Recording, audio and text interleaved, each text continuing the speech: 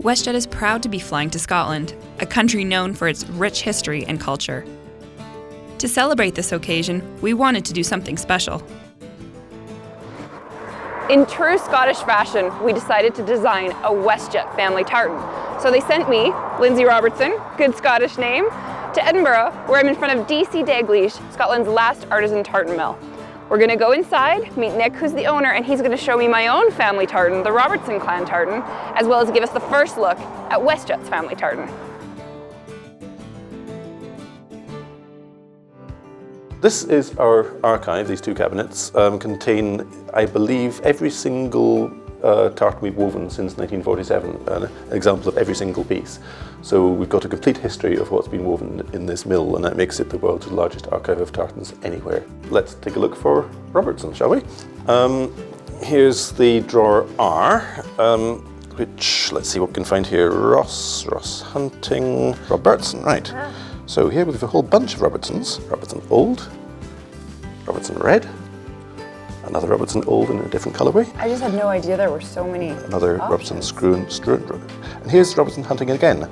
And notice that's actually the same fabric as this one. Basically at this point it's a matter of taste, which one do you prefer? Yeah, you just Dress wear Robertson has white in it because that's for dressing up looking fancy for a special occasion.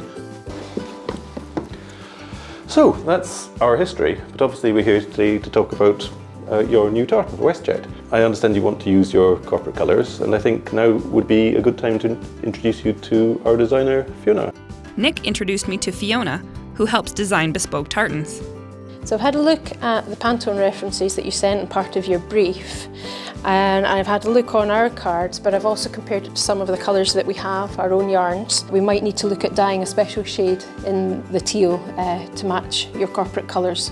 So I've tried out different designs, some bigger scale, some smaller scale, different contrasts and different ideas with over-checking.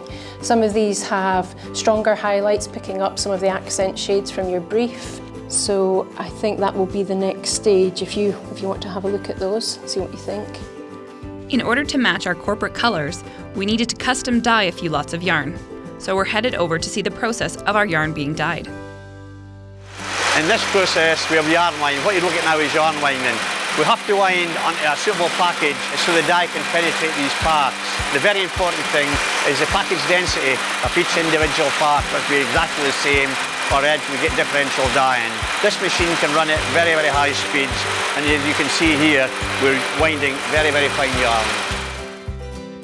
Ross explained that dyeing is a long process that can take several attempts to get the colour just right.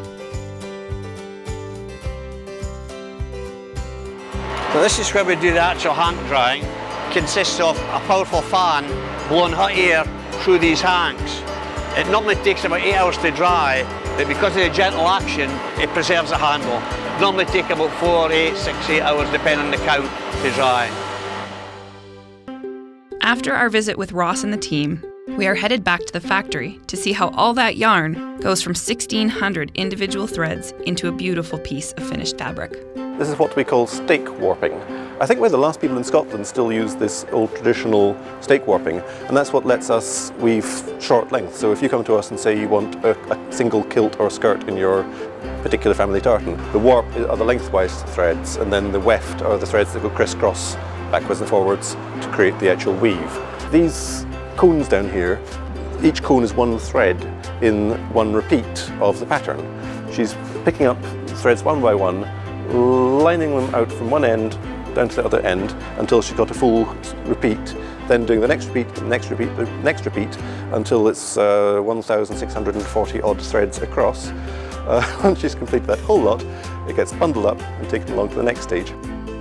So what you're seeing now is what's called rolling on, which is the long warp threads we've just been seeing being warped on the stake warps now have to go onto the loom itself. Before we can start the new weave, the threads of the new warp have to be carried through the narrow reeds which keep the threads in the right position on the loom. We retain the tail end of the previous warp, and as you can see here, the new warp is tied on or knotted on thread by thread. There's 1,630 threads in this, and each one has to be tied to the tail end thread of the previous weave to be pulled through onto the loom. The machines in the factory date back many years. They use a traditional weaving method involving binary chain created by hand to set the pattern of the weft. Every new pattern needs a new chain. The loom is set and ready to go. It is the moment we've all been waiting for. The tartan is about to be woven. I'm so excited to see how it turns out. Every length of tartan that comes off the loom must be inspected for broken threads. I could not believe how much work went into making a finished piece look flawless.